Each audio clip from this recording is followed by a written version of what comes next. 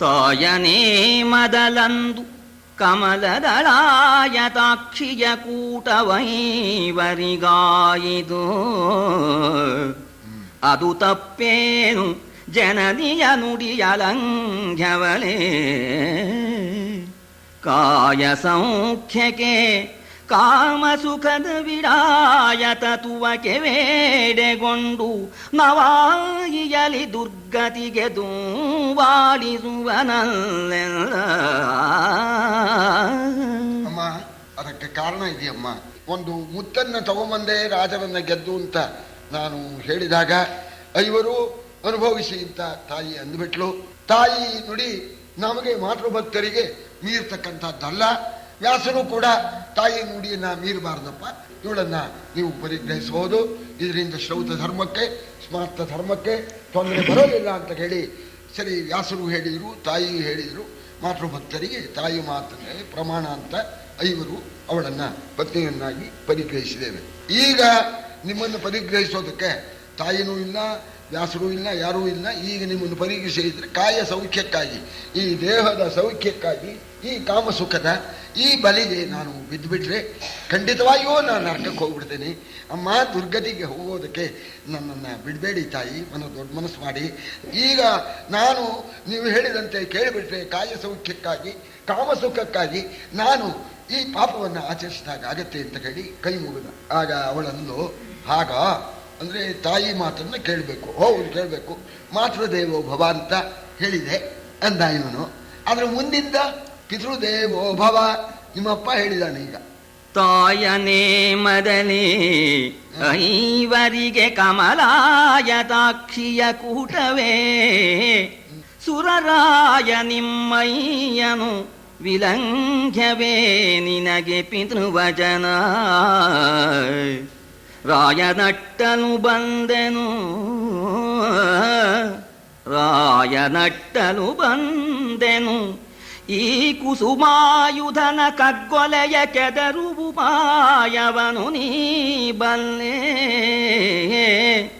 ಈ ಕುಸುಮಾಯುಧನ ಕಗ್ಗೊಲೆಯ ಕೆದರುವುಪಾಯವನು ನೀ ಬಲ್ಲೆ ಎಂದಳು ವನಿತೆ ವಿನಯದಲ್ಲಿ. ಆಗಪ್ಪ, ತಾಯಿಯ ಅಪ್ಪಣೆಯಿಂದ ದ್ರೌಪದಿಯನ್ನ 5 ಜನರು ಕೂಡ ಪಡ್ಕೊಂಡ್ರಿ ಅಂತ ಹೇಳ್ತೀಯ. ನಿಮ್ಮ ದೇವೇಂದ್ರ ನನ್ನನ್ನ ನಿನ್ನ ಸೇವೆಗೆ ಕಳಿಸಿಕೊಟ್ಟಿದ್ದಾನೆ. ಮಾತೃ ಭಕ್ತಿ ಇದ್ದಂತೇನೆ ತಂದೆಯಲ್ಲೂ ಕೂಡ ಭಕ್ತಿ ಇಡಬೇಕು. ದೇವೇಂದ್ರನ ಮಾತನ್ನ ನೀನು ಮೀರಬಹುದೇನಪ್ಪ, ಇಂದ್ರನ ಮಾತನಂತೆ ನೀನು ನಡೆದ್ಬಿಡು. ಇದರ ಮೇಲೆ ಯಾಕೆ ಅಂತ ನೀನು ಆಕ್ಷೇಪಣೆ ಮಾಡಬಹುದು. ಅದಕ್ಕೆ ನಾನು ಸ್ಪಷ್ಟವಾಗಿ ಹೇಳ್ತೇನೆ. ಮೊದಲು ನನಗೆ ಇರಲಿಲ್ಲ, ಇಂದ್ರ ನೇಮಕ ಮಾಡಿದ್ರಿಂದ ನಿನ್ನಲ್ಲಿ ನಾನು ಅನುರಕ್ತಳಾಗಿದ್ದೇನೆ. ನಿನ್ನ ವಿಷಯಕವಾಗಿ ಕಾಮನ ಬಾಣ ನನಗೆ ತಾಕಿಬಿಟ್ಟು ಬಹಳ ವೇದನೆಯನ್ನ ಉಂಟು ಮಾಡ್ತಾ ಇದೆ. ಸತ್ತು ಹೋಗ್ಬಿಡ್ತೇನೆ ನಾನು, ಪ್ರಾಣ ಹೋಗ್ಬಿಡುತ್ತೆ. ಈ ಕಾಮನ ಈ ಬಾಣಕ್ಕೆ ನಾನು ತುತ್ತಾಗಿದ್ದೇನೆ, ಅದರ ಕಗ್ಗೊಲೆ ಆಗ್ತಾ ಇದೆ, ಕೊಲೆಯೇ ಆಗ್ಬಿಡತ್ತೆ. ಅದನ್ನ ತಪ್ಪಿಸ್ತಕ್ಕಂಥ ಉಪಾಯ ನೀನು ಬಲ್ಲೆ, ನಿನಗೆ ದೋಷ ಬರೋಲ್ಲ. ನಿಮ್ಮ ಅಪ್ಪ ಹೇಳಿದಾನೆ ಅಂತ ಹೇಳಿ ನನ್ನ ಇಷ್ಟಾರ್ಥ ನೆರವೇರಿಸು. ಅಮ್ಮ ಹೇಳಿದಂತೆ ಕೇಳಿದಂತೇನೆ, ಅಪ್ಪ ಹೇಳಿದಂತೆ ಕೇಳ್ಬಿಡು ಅಂತ ಹೇಳ್ಬಿಟ್ಟು ಇನ್ನೊಂದು ಮಾತಂತಾಳೆ, ನನಗೆ ಅವಮಾನ ಅಂತ. ಯಾಕೆ ಅಪ್ಸರ ಸ್ತ್ರೀಯರ ನಾಯಿಕೆ ನಾನು ಕಾಮಿಸಿ ಬಂದು ನಾನು ಭಂಗ ತಂದುಕೊಂಡು ಹೋಗ್ಬಿಟ್ರೆ ನಾನು ಇನ್ನೊಬ್ಬರಿಗೆ ಮುಖ ತೋರಿಸೋ ಹಾಗೆ ಇಲ್ಲ. ಸರಸಿಜದ ಮಧು ಮಧುಕರನನುಕರಿಸಿದೊಡೆ ಚಂದ್ರಿಕೆ ಚಕೋರನ ವರಿಸಿದರೆ. ನಿಧಿ ಲಕ್ಷ್ಮಿ ಸುಳಿದರೆ ನಯನ ವೀಧಿಯಲಿ ಗರುವೆಯರು ಮೇಲಿಕ್ಕಿ ಪುರುಷನ ನರಸಿದರೆ. ಗರುವೆಯರು ಮೇಲಿಕ್ಕಿ ಪುರುಷನ ನರಸಿದರೆ ಜಾರುವರೆ ಸುಡಲ ಸರಸಿ ಜವನ ಚಂದ್ರಿಕೆಯನ ನಿಧಿಯನ ವಧುವ. ಅವಳು ಊರ್ವಶಿ ಸ್ವರ್ಗದ ಅಪ್ಸರಸ್ತ್ರೀ ಅಲ್ವೇ? ಮಾತಿನಲ್ಲಿ ಬಹಳ ಜಾಣೆ ಹೇಳ್ತಾ ಇದ್ದಾಳೆ. ಈ ಸ್ವಭಾವ ಇರೋದಕ್ಕೆ ವಿರುದ್ಧವಾಗಿದೆ. ಈಗ ಸ್ವಭಾವ ಹೇಗೆ ಅಂದ್ರೆ ಮಧುವನ್ನ ಮಧುಕರ ಹುಡ್ಕೊಂಡು ಹೋಗುತ್ತೆ. ಮಧು ಅಂದ್ರೆ ಪುಷ್ಪರಸ, ಅದನ್ನು ಹೀರೋದಕ್ಕೆ ದುಂಬಿ ಹೋಗುತ್ತೆ. ಇದು ಪದ್ಧತಿ. ಹಾಗೇನೆ ಚಕೋರ ಪಕ್ಷಿ ಬೆಳೆದಿಂಗಳನ್ನು ಕುಡಿಯೋದಕ್ಕೆ ಹುಡ್ಕೊಂಡು ಹೋಗುತ್ತೆ. ಅದೇ ರೀತಿ ಮನುಷ್ಯ ಶ್ರೀಯನ್ನ ಲಕ್ಷ್ಮಿಯನ್ನು ಹುಡ್ಕೊಂಡು ಹೋಗ್ತಾನೆ. ಅದೇ ರೀತಿ ಸರಿ, ಪುರುಷ ಕಾಮದಿಂದ ಸ್ತ್ರೀಯನ್ನು ಹುಡ್ಕೊಂಡು ಹೋಗ್ತಾನೆ, ಇದು ಪದ್ಧತಿ ಇರೋದು. ಇದು ವ್ಯತ್ಯಾಸ ಆಗಿದೆ. ಈಗ ದುಂಬಿಯನ್ನು ಹುಡ್ಕೊಂಡು ಆ ಮಧು ಬಂದಿದೆ, ಚಕೋರವನ್ನು ಹುಡ್ಕೊಂಡು ಬೆಳದಿಂಗಳು ಬಂದಿದೆ. ಸರಿ, ಸುಂದರ ಸ್ತ್ರೀ ಪುರುಷನ್ನು ಹುಡ್ಕೊಂಡು ಬಂದಿದ್ದಾಳೆ. ಇಂತಹ ಸಂದರ್ಭದಲ್ಲಿ ತಿರಸ್ಕಾರ ಮಾಡಿಬಿಟ್ರೆ ಮಧುವಿಗೆ ಧಿಕ್ಕಾರ, ಆ ಬೆಳದಿಂಗಳಿಗೆ ಧಿಕ್ಕಾರ, ಆ ಲಕ್ಷ್ಮಿಗೆ ಧಿಕ್ಕಾರ, ಆ ಸ್ತ್ರೀಗೂ ಧಿಕ್ಕಾರ ಅಂತ. ಲಕ್ಷ್ಮಿ ಬಂದು ಪ್ರಾರ್ಥನೆ ಮಾಡಿದ್ರೆ ನಭೇ ತವ ಪ್ರಾರ್ಥಯಿತ ನವಾಶ್ರೇಯಂ ಶ್ರೇಯಾದುರಾಪ ಕಥಮಿಪ್ಸಿತೋ ಭವೇತು ಅಂತ ನಮ್ಮ ಕಾಳಿದಾಸ ಶಾಕುಂತಲ ನಾಟಕದಲ್ಲಿ ನೀನು ಪತ್ರಿಕೆ ಬರೀ ದುಷ್ಯಂತನಿಗೆ ನಾವು ಮಹಾರಾಜನಿಗೆ ಬರೀ ಅಂತ ಸಖೀರು ಶಕುಂತಲಿಗೆ ಹೇಳ್ತಾರೆ. ದೇವರ ಪ್ರಸಾದ ನೆವದಿಂದ ಹೋಗಿ ಕೊಡ್ತೀವಿ, ಮಹಾರಾಜ ನಿನ್ನ ಪ್ರಾರ್ಥನೆಯಂತೆ ಬಂದು ನಿನ್ನನ್ನು ಪರಿಗ್ರಹಿಸ್ತಾನೆ ಅಂತ ಸಖೀರು ಹೇಳ್ತಾರೆ ಶಕುಂತಳಿಗೆ. ಆಗ ಶಕುಂತಳೆ ಹೌದು ಬರ್ಕೊಳ್ಬೋದು, ಆದರೆ ಅವರು ನನ್ನ ಪತ್ರಿಕೆಯಂತೇನೆ ಬರ್ತಾರೋ ಇಲ್ವೋ ಅಂತ ಹೇಳ್ತಾಳೆ. ಇದು ಇವರು ಮಾತಾಡೋ ಹೊತ್ತಿಗೆ ಅವನು ಬಂದು ಇಲ್ಲೇ ಕಾಯ್ತಾ ಇದ್ದಾನು, ವಿರಹದಿಂದ ಕಾಯ್ತಾ ಇದ್ದಾನೆ. ಈ ಮಾತು ಕೇಳಿ ಹೇಳಿದ ಅವನು, ಲಭೇಕವ ಪ್ರಾರ್ಥಯಿತ ನವ ಶ್ರೀಯಂ. ಲಕ್ಷ್ಮೀನ ಎಲ್ಲರೂ ಬಯಸ್ತಾರೆ, ಎಲ್ಲರೂ ಲಾಟ್ರಿ ಟಿಕೆಟ್ ತಗೊಳ್ತಾರೆ, ಆದರೆ ಯಾರಿಗೋ ಯೋಗ ಅವರಿಗೆ ಬರುತ್ತೆ. ಲಭೇತವ ಪ್ರಾರ್ಥಯಿತ ನವ ಶ್ರೀಯಂ. ಲಕ್ಷ್ಮಿಯನ್ನ ಪ್ರಾರ್ಥಿಸಿದವರಿಗೆಲ್ಲ ಲಕ್ಷ್ಮಿ ದೊರೆಯೋದಿಲ್ಲ. ಸರಿ, ಆದರೆ ಲಕ್ಷ್ಮೀನೇ ಬಂದಾಗ ನನ್ನನ್ನು ತಗೊಳಪ್ಪ ಅಂದ್ರೆ ಬೇಡ ಅಂತ ಹೇಳೋರು ಯಾರು ಇದ್ದಾರೆ ಅಂದ್ರೆ ಅಂತಂದ ಹಾಗೇನೆ ಇಲ್ಲಿ ಧಿಕ್ಕಾರ ಅಂತ ನನಗೆ ಧಿಕ್ಕಾರ ಆಗ್ಬಿಡುತ್ತೆ ಎಂದು ನಾನು ಬಂದು ಮನೋರಥವನ್ನು ಪೂರೈಸಿಕೊಳ್ಳದೆ ಹೋಗ್ಬಿಟ್ರೆ ನನಗೆ ಧಿಕ್ಕಾರವಾಗುತ್ತಪ್ಪ, ಅದನ್ನಾರು ನೋಡ್ಕೊಂಡು ನನ್ನನ್ನು ಪರಿಗ್ರಹಿಸು ಅಂತ ಇವಳು ಹೇಳಿದ್ಳು. ತಿಳುಹಿದೊಡೆ ಸುರಲೋಕದವರತಿಗಳಗೆಯರಲಾಯಂಬೆ ಮನ್ಮಥ ಖಳಕಣ ನಿಷ್ಕರುಣಿ ನೀ ಸೌಭಾಗ್ಯ ಗರ್ವದಲ್ಲಿ ಬಲುಮೆ ಬಿದ್ದುದು ವಾಸಿಯಲಿ ಕಂದೊಳಸುಗೊಂಡುದು ಕಾಮಶರ ಮನವಳುಕೆ ಕೆಡಗಿದು ವಿರಹ ತಾಪದಲ್ಲಿ ಕಾಮಶರ ಮನವಳುಕೆ ಕೆಡಗಿತು ವಿರಹ ತಾಪದಲ್ಲಿ ಎಂದಳಿಂದು ಮುಖೇ. ನಾನು ಹೆಚ್ಚಾಗಿ ಮಾತಾಡಿದ್ರೆ ಸುಂದರಾಂಗ, ಈಗ ಅರ್ಜುನ ಅನ್ನೋಲ್ಲ, ಸುಂದರಾಂಗ ಅಂತ ಕಾಮ ಆವೇಗ ಹೆಚ್ಚಾಗ್ಬಿಟ್ಟು ಹೇಳ್ತಾ ಇದ್ದಾಳೆ. ನಾವೇನಾದ್ರು ಹೆಚ್ಚು ಮಾತಾಡಿದ್ರೆ ದೇವಲೋಕದ ಹೆಂಗಸರು ಬಹಳ ರಗಳೆಯವರು ಅಂತ ನೀನು ಬೇಜಾರಾಗ್ಬೋದು. ಆದ್ರಿಂದ ನಾನು ಒಂದೇ ಮಾತಿನಲ್ಲಿ ಹೇಳ್ತೇನಪ್ಪ, ಮನ್ಮಥ ಅನ್ನೋನು ಮಹಾಕ್ರೂರ ಮಹಾನೀಚ, ನೀನು ನಿಷ್ಕರುಣಿ ಆಗ್ಬೇಡಪ್ಪ. ಅವ ನಿಷ್ಕರುಣಿ, ಅವನು ಪೀಡಿಸ್ತಾ ಇದ್ದಾನೆ, ಹಾಗೇನೆ ನೀನು ಬಂದಿದ್ದಾಳಲ್ಲ ಅಂತ ಹೇಳಿ ನಿನ್ನ ಆ ಸೌಂದರ್ಯ ಗರ್ವದಿಂದ ನನ್ನ ಮೇಲೆ ನೀನು ನಿಷ್ಕರುಣಿ ಆಗ್ಬೇಡಪ್ಪ.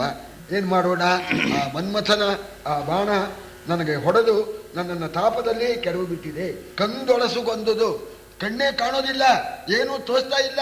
ಅಂಗಾಕೆ ಬೆಡದಿಂಗಳ್ ಬಿಸಿಲಾಗಿ ತೋರ್ಪುವುದು, ಬಿಸಿಲಾಗಿ ಬಿಡತ್ತಂತವಳಿ. ಹಾಗೆ ಮಾತಾಡಬಾರದೇನೋ ಮಾರಮಾಣಾನೆ ಅಂತ ಪ್ರಾರಂಭ ಮಾಡಿಬಿಟ್ಲಿ ಇವಳು. ನೋಡ್ದ ಇವ, ಓ ಇದಾಗಲಿಲ್ಲ, ಉನ್ಮತ್ತ ಪ್ರೇಮ ಸಂಭ್ರಂಭಾತ್, ಇವನಿಗೆ ಗಾಬರಿ ಆಗತ್ತೆ ಈಗ ಅನಾಹುತ ಅಂತ ಇವನಿಗೆ ಗಾಬರಿ ಆಗ್ತಾ ಇದೆ. ಇವಳು ಕಂದೊಳಸುಗೊಂಡಲು ಅಂದ್ಲು, ಕಣ್ಣೇ ಕಾಣೋಲ್ಲ ಅಂದ್ಲು, ಪ್ರಿಯನೇ ಅಂದ್ಲು. ಸರಿ, ಇವ ಅಂದ, ತಾಯಿ ಸ್ವಲ್ಪ ನನ್ನ ಮಾತು ಕೇಳಿ, ಆ ಮನ್ಮಥನ ಬಾಣ ಬಂದು ಹೊಡಿತಾ ಇದೆ ಅಂತ ಹೇಳ್ತಾ ಇದ್ದೀರಲ್ಲ, ಎದೇನು ಹಾಗೆ ಬಿಟ್ಕೋಬೇಡಿ, ಅದಕ್ಕೊಂದು ಅಂಗಿ ಹಾಕೊಳ್ಳಿ, ಧೈರ್ಯವೆಂಬ ತಕ್ಕ ಕವಚ ತೊಟ್ಕೊಳ್ಳಿ, ಅವಾಗ ಬಾಣ ನಾಟೋದಿಲ್ಲ. ಕಾಡಲಾಗದು ನಿಮ್ಮೊಡನೆ ಮುರಿದಾಡಲಮ್ಮೆನು, ಮನಕ್ಕೆ ಧೈರ್ಯದ ಜೋಡ ತೊಟ್ಟು ಇದಿರಾಗಿ ನಿಲೆ ನನಯಂಬು ನಾಟುವೆ.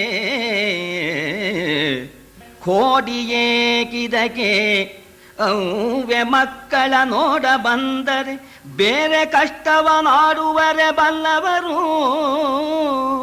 ಅವ್ವೆ ಮಕ್ಕಳ ನೋಡ ಬಂದರೆ ಬೇರೆ ಕಷ್ಟವ ನಾಡುವರೆ ಬಲ್ಲವರು ಬಿಜಯಂಗೈಗಿ ನೀವೆಂದ. ಬಹಳ ಚೆನ್ನಾಗಿ ಹೇಳ್ತಾನೆ ಈ ಮಾತನ್ನ. ಕಾಡಲಾಗದು ನಿಮ್ಮೊಡನೆ ಮುರಿದಾಡಲಮ್ಮೆನು. ಅಮ್ಮ, ಇಂದ್ರನ ಹೆಂಡತಿ ಆದ್ರಿಂದ ಈಗಲೂ ತಾಯಿ, ವಂಶಕ್ಕೂ ತಾಯಿ. ಅಮ್ಮ, ಕಾಡಬೇಡಿ, ಇದು ಅಕಾರ್ಯ. ನೀವು ಏನು ಮಾಡಿದ್ರು ಕೂಡ ನಾನು ಇದಕ್ಕೆ ಸಮ್ಮತಿಸೋದಿಲ್ಲ. ಅಮ್ಮ, ನಿಮ್ಮ ಹತ್ರ ಮಾತಾಡಿ ನಿಮ್ಮನ್ನು ಗೆಲ್ಲೋಕ್ಕಾಗೋಲ್ಲಮ್ಮ ಅಂದ. ಯಾಕೆಂದ್ರೆ ಉನ್ಮತ್ತ ಪ್ರೇಮ ಇರೋರ ಹತ್ರ ಮಾತಿಗೆ ಹೋಗ್ಬಾರ್ದು. ನಿಮ್ಮನ್ನ ಮಾತಿನಲ್ಲಿ ನಾನು ಗೆಲ್ಲೋ ಹಾಗಿಲ್ಲ, ನನ್ನನ್ನು ಕಾಡಬೇಡಿ ಅಮ್ಮ, ನಾನು ಬೇಡ್ಕೊಳ್ತೇನೆ, ಧೈರ್ಯ ಮುಂದೆ ಮಾಡ್ಕೊಳ್ಳಿ. ಅವನು ಹೇಳಿದ ಸಮ ಮಗನ ಮೇಲೆ ಕಾಮ ಮಾಡೋಣ ಅಂದ್ರೆ ಏನು ಸ್ವಲ್ಪ ಯೋಚನೆ ಮಾಡಿ ಧೈರ್ಯ ಎಂಬತಕ್ಕಂತಹ ಕವಚ ನಾವು ಹಾಕೊಂಡ್ಬಿಟ್ರೆ ಆ ಮನ್ಮಥನ ಹೂ ಬಾಣ ಅದೇನು ಒಳಗೆ ಹೋಗುತ್ತೇನು ಅಂತ ಸುಲಭವಾಗಿ ಹೇಳ್ತಾ ಇದ್ದಾನೆ. ಆಮೇಲೆ ಇನ್ನೊಂದು ಮಾನ ಹೂ ಬಿಡ್ತಲ್ಲ ಅಂತಂದ್ರೆ ಎಲ್ಲರೂ ಉಂಟೇನಮ್ಮ, ಮಗನ್ ನೋಡೋದಕ್ಕೆ ತಾಯಿ ಬಂದ್ರೆ ಯಾರೇನಂತಾರೆ, ಮಗನ್ ನೋಡೋಕೆ ಹೋಗಿದ್ದ, ಮಗ ಮಾತು ಕೇಳಬಹುದು ಬಿಡ್ಬೋದು. ಈ ಕೋಡಿ ಇದಕ್ಕೆ ನಾವು ಅಮ್ಮ ಇದಕ್ಕಿಂತ ನಿಮ್ ಕೊರತೆ ಮನ ಹೋಗತಕ್ಕಂಥ ಪ್ರಸಂಗ ಏನೂ ಇಲ್ಲ, ಮಗನ್ ನೋಡೋಕೆ ಬಂದಿದ್ದೆ ಅಂತ ಮಾಡ್ಕೊಂಡ್ಬಿಡಿ, ಧೈರ್ಯ ಅಂತಕ್ಕಂಥ ಕವಚ ತೊಟ್ಕೊಂಡ್ಬಿಡಿ, ನಮ್ಮನ್ನ ಕಾಡಬೇಡಿ ಅಮ್ಮ, ನೀವು ಹೋಗಿ ಇಂದ. ಸರಿ, ಕಾಮಾತ್ ಸಂಜಾಯತೆ ಕ್ರೋಧ, ಕಾಮಕ್ಕೆ ಎಲ್ಲಿ ತೊಂದರೆ ಬರುತ್ತೋ ಹಾಕೊಳ್ಳಿ ಶುರುವೇ ಆಗ್ಬಿಡುತ್ತೆ. ಕೆಲವರು ಎಲ್ಲರ ಹತ್ರ ಕೋಪ ಮಾಡೋಕೆ ಹೋಗ್ತಾರೆ, ಕೆನ್ನಿಗೆ ಹೊಡೆಸ್ಕೊಳ್ತಾರೆ. ಇನ್ ಕೆಲವರು ಎಲ್ಲಿ ನಡೆಯುತ್ತೋ ಅಲ್ಲಿ ಕೋಪ ಮಾಡ್ತಾರೆ. ಇನ್ಯಾರ ಮೇಲೆ ಮಾಡ್ಬೇಕು, ಯಾರ ಮೇಲೆ ಅಧಿಕಾರ ಇದೆ ಅವ್ರ ಮೇಲೆ ಚಲಾಯಿಸ್ತಾರೆ. ಇಲ್ಲಿ ಇವಳಿಗೆ ಆ ಉನ್ಮತ್ತ ಪ್ರೇಮ ಸಿಟ್ಟು ಬಂದ್ಬಿಡ್ತು. ಸೊಂಪಡಗಿತು ಮುಖೇಂದು ತನುಲತೆ ಕಂಪಿಸಿದು ದಡಿಗಡಿಗೆ, ಮೈತನಿಗಂಪಿನಲಿ ಮಘ ಮಘಿಸಿತು ಅಮಲ ಸ್ವೇದ ಸಲಿಲದಲ್ಲಿ, ತಂಪಿನಲಿ ಶಿಖಿ ಮಧುರದಲ್ಲಿ ಕಟು, ನುಂಪಿನಲಿ ಬಿರಿಸು ಅಮೃತದಲ್ಲಿ ವಿಷ, ಗುಂಪಿನಲಿ ನೆಲೆಯಾದವೋಲ್ ಸತಿಗಾಯಿತು ಘನ ರೋಷ. ಸಿಟ್ಟು ಬಂದಾಗ ಅದೇ ಒಂಥರ ಸೌಂದರ್ಯ. ಆ ಸಿಟ್ಟು ಬಂದ ಸೌಂದರ್ಯನೇ ಬಹಳ ಚೆನ್ನಾಗಿರುತ್ತೆ. ಕೆಲವರು ಅದನ್ನೇ ವರ್ಣನೆ ಮಾಡ್ತಾರೆ. ಆ ಕೈಗೆ ಸಿಟ್ಟು ಬಂದಾಗ ದಶರಥ ಅವಳು ಯಾವ ಉದ್ದೇಶ ಇಟ್ಕೊಂಡಿಯಲ್ಲ ಅಂತ ಗೊತ್ತಿಲ್ಲ, ನಿನ್ ಸಿಟ್ಟು ಬಂದ್ರು ಅದು ಚೆನ್ನಾಗಿ ಕಾಣುತ್ತೆ ಅಂತಲೇ ಅಂದ. ಹಾಗಂತೆ ಅವನು ವರ ಕೊಟ್ಟು ಸಿಕ್ಕಾಕೊಂಡ ಅಂತ ಬರುತ್ತಲ್ಲ ರಾಮಾಯಣದಲ್ಲಿ. ಇಲ್ಲಿ ಸಿಟ್ಟು ಬಂದ್ಬಿಡ್ತಂತೆ. ಆ ಮುಖದ ಸೊಂಪ ಏನಿದೆಯೋ, ಸಿಟ್ಟಿನ ಮುಖ ಇರಲಿ ಆ ಸೌಂದರ್ಯ, ಈ ಸಿಟ್ಟಿನಲ್ಲಿ ಆ ಮುಖದ ಸೌಂದರ್ಯವೇ ಹೋಗ್ಬಿಡತಂತೆ. ತನುಲತೆ ಕಂಪಿಸಿದುದು ಏನು ಮೈಯೆಲ್ಲ ತನುಲತೆ ಬಳುಕ್ತಾ ಇದೆ, ಅವಳ ಶರೀರ ನಡಗ್ತಾ ಇದೆಯಂತೆ, ಬೆವತ್ತು ಬಿಡ್ತಂತೆ ಮೈಯಲ್ಲೆಲ್ಲ. ಕ್ಷಣ ಬೆವತ್ತು ಬಿಟ್ಟು ಅವಳು ಬೆವರು ಸುವಾಸನೆ ಅಂತ ಪದ್ಮಿನಿ ಜಾತಿ ಅವಳು. ಏನಾಯ್ತು, ತಳ್ತಳ್ಕಾಯ್ತು. ಇಲ್ಲಿ ಉಲ್ಟಾ ಅಂತ ಹೇಳ್ತೇವಲ್ಲ, ಇಲ್ಲೊಂದು ಉಲ್ಟಾ. ತಂಪಿನಲ್ಲಿ ಶಿಖಿ, ತಂಪಿನ ಜಾಗದಲ್ಲಿ ತಾಪ, ಮಧುರದಲ್ಲಿ ಕಟು, ಮಧುರ ಖಾರ, ನುಣುಪಿನಲ್ಲಿ ಬಿರುಸು, ನುಣುಪು ಅಂದ್ರೆ ನಯಸ್ಸು, ಅದರಲ್ಲಿ ಹೊರಟು, ಅದು ವರ್ಷು, ಅದಕ್ಕೆ ಬಿರುಸು ಉಂಟು. ಆಮೇಲೆ ಅಮೃತದಲ್ಲಿ ವಿಷ, ಅಮೃತ ಹಾಗೆ ಆಗಿತ್ತು ಮೊದಲು, ಈಗ ವಿಷವಾಯ್ತು. ಈ ರೀತಿ ಸತಿಗಾಯಿತು ಘನರೋಷ, ಬಹಳ ಕೋಪ ಉಂಟಾಯ್ತು.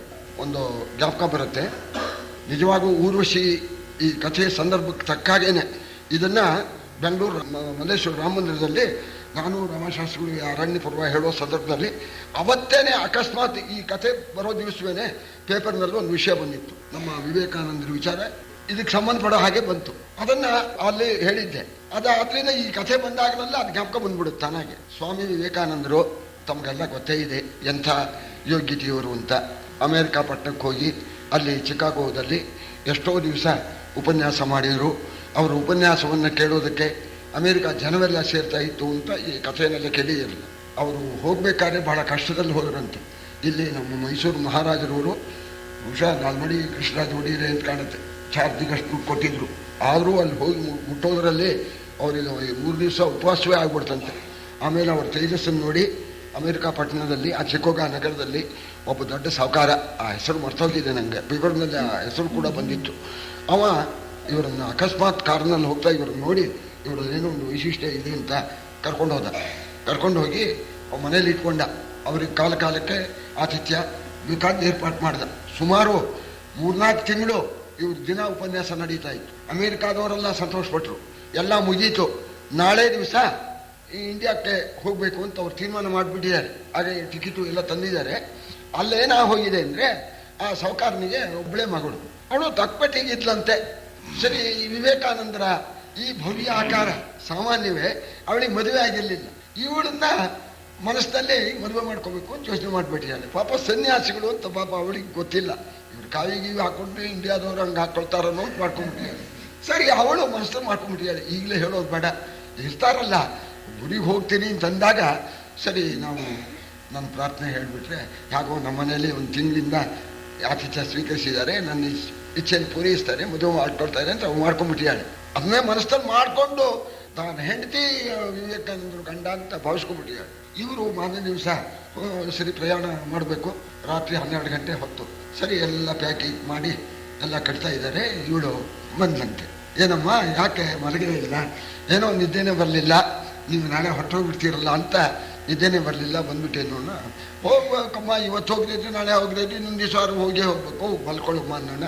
ಮತ್ತೆ ಹೋದ್ವು, ಮತ್ತೆ ಬಂದು ಏನಮ್ಮ ಮಲಗಲಿಲ್ಲ ಅನ್ನೋ, ನಿಮ್ಮ ಹತ್ರ ಒಂದು ವಿಚಾರ ಹೇಳಬೇಕು ಅಂದ್ಬಂದು. ಏನು ಹೇಳೋದು?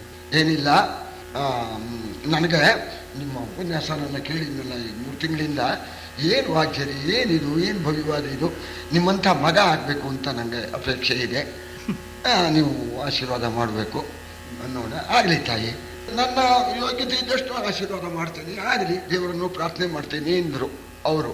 ಅರ್ಥ ಆಯ್ತು ಅವರಿಗೆ.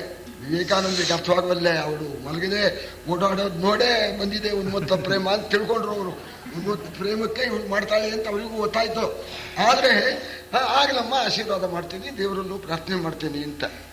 ಹಾಗಾದ್ರೆ ಸರಿ ಬರ್ತೀನಿ ಅಂತ ಮತ್ತೆ ಹೋದ್ಲು ತನ್ನ ರೂಮಿಗೆ. ಮತ್ತೆ ಬಂದು, ಏನು ಮತ್ತೆ ಬಂದ್ಬಿಟ್ಟಿಯಲ್ಲ ಅನ್ನೋಣ. ಹೌದು, ನಿಮ್ಮಂಥ ಮಗ ಆಗಬೇಕಾದ್ರೆ ನೀವೇ ಗಂಡನಾದರೆ ಆಗತ್ತೆ, ಸರಿ, ಆದ್ದರಿಂದ ನೀವೇ ನನ್ನ ಮದುವೆ ಮಾಡ್ಕೊಬೇಡಿ.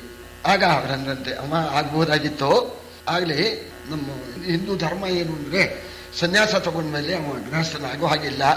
ಒಂದು ಪಕ್ಷ ನೀನು ಪಾಪ ಇಷ್ಟೆಲ್ಲ ಹಂಚಿ ಎಲ್ಲ ಮಾಡ್ಕೊಂಡೇ ಬಿಡೋಣ, ಹಿಂದೂ ಧರ್ಮ ಮೀರಿ ಬಿಡೋಣ, ಸನ್ಯಾಸ ಆದರೂ ಚಿಂತಿಲ್ಲ ಅಂತ ಹಾಗೂ ಒಂಥರ ಯೋಚನೆ ಮಾಡಿದೆ. ಆದರೆ ಮಾಡಿಕೊಂಡೆ, ಮಕ್ಕಳಾಗತ್ತೆ ಅಂತೇನು ಗೊತ್ತು. ಒಂದು ಪಕ್ಷ ಆದ್ರೂ ನನ್ನಂಥ ಮಗ ಆಗ್ತಾನೋ ಅಥವಾ ನಿನ್ನಂಥ ಮಗ ಆಗ್ಬಿಟ್ರೆ, ಯಾಕೆ ಗಡಬಡಿಯಾಗಿ ಉನ್ಮತ್ತ ಪ್ರೇಮದಿಂದ ಹೀಗೆ ಹುಚ್ಚುಚ್ಚಾಗಿ ಇದೆಯಲ್ಲ, ಅಂಥ ಮಗ ಆಗಿಬಿಟ್ರೆ ಅನ್ನೋದಕ್ಕೋಸ್ಕರ ನಿನ್ನಂಥ ಮಗ ಆಗ್ಬಿಟ್ರೆ ಏನು ಗತಿ? ನಿನಗೆ ಬೇಕಾಗಿರೋದು ನನ್ನಂಥ ಮಗ ತಾನೇ? ಹೌದು. ಹಾಗಾದ್ರೆ ನೋಡು, ನನ್ನಂಥ ಮಗ ತಾನೇ ಬೇಕು. ಹೌದು ಅಮ್ಮ ಅಂತೇನೆ, ಮಗನೇ ತಂದು ನೀನು. ಈಗ ತಂದೆನೇ ಇಲ್ಲ, ನಮ್ಮ ಧರ್ಮನೂ ಹೋಗ್ಲಿಲ್ಲ, ನಮ್ಮ ಸನ್ಯಾಸ ಧರ್ಮನೂ ಹೋಗ್ಲಿಲ್ಲ, ನಿನಗೆ ನನ್ನಂಥ ಮಗನೂ ಆದಾಗಾಯ್ತು, ನನಗೆ ನಿನ್ನಂಥ ಅಮ್ಮನೂ ಸಿಕ್ಕಿದಂಗಾಯ್ತು ಅಮ್ಮ ಅಂತ ಅಂದ್ರಂತೆ. ಏನು ಆ ವಿವೇಕಾನಂದರ ಪ್ರಭಾವ! ಆ ಕೂಡಲೇ ಅವಳ ಹೃದಯದಲ್ಲಿರ್ತಕ್ಕಂಥ ಉನ್ಮತ್ತ ಪ್ರೇಮ, ಆ ಕಾಮ ಶಾಂತವಾಗಿಬಿಟ್ಟು, ನಾನು ಬದುಕಿಬಿಟ್ಟೆ ಅಂತ ಹೇಳಿ, ಮಗನೇ ಅಂತ ಅಂದ್ಬಿಟ್ಟು ನನ್ನ ಕಣ್ಣನ್ನು ತೆರೆದ್ರಿ ನೀವು ಅಂತ ಹೇಳಿ ಅಡ್ಬಿದ್ಲು. ಆಮೇಲೆ ಮಾರನೇ ದಿವಸ ಕಳಿಸ್ಕೊಟ್ರು ಅಂತ ಹೇಳಿ ಹೇಳ್ತಾರೆ. ಹಾಗೆ ಅರ್ಜುನ್ ಅಂಥವನು, ವಿವೇಕಾನಂದರಂತ ಹಾಗೆ ಇರ್ತಕ್ಕಂಥ ಅರ್ಜುನ ಇಷ್ಟು ಪ್ರಾರ್ಥನೆ ಮಾಡ್ತಾನೆ. ನೋಡಿ ಅಮ್ಮ, ದೇಹ ಧರ್ಮ ದೊಡ್ಡದು, ಮರ್ತ್ಯದೇಹ ಬ್ಯಾಡಿಮ್ಮ, ನನ್ನನ್ನು ನರಕ ಕಳಿಸ್ಬೇಡಿ, ವಿವೇಕ ತಂದ್ಕೊಳ್ಳಿ, ಧೈರ್ಯ ತಂದ್ಕೊಳ್ಳಿ ಅಂತ ಪ್ರಾರ್ಥನೆ ಮಾಡಿದ್ರು ಕೂಡ ಅವಳಿಗೆ ಬರಲಿಲ್ಲ. ಅವಳಿಗೆ ಕೋಪವೇ ಉಂಟಾಯಿತು. ಕೆತ್ತಿದವು ತುಟಿ ಕದಪಿನಲಿ ಕೈ ಹತ್ತಿಸುತ್ತ ತೂಗಿದಳು ಶಿರವನು, ತತ್ತರೋಷಾಯುಧವ ಮಸೆದಳು ಧಾರೆ ಗಂಗಳಲಿ. ಎತ್ತಿದುಬ್ಬೇಗದ ವಿಕಾರದ ಚಿತ್ತ ಬುದ್ಧಿ ಮನಂಗಳು ಆತ್ಮನ ಜೊತ್ತಿಸಿದವು ಅದ್ಭುತದ ಅಹಂಕಾರದಲ್ಲಿ ಕಾಮಿನಿಯ.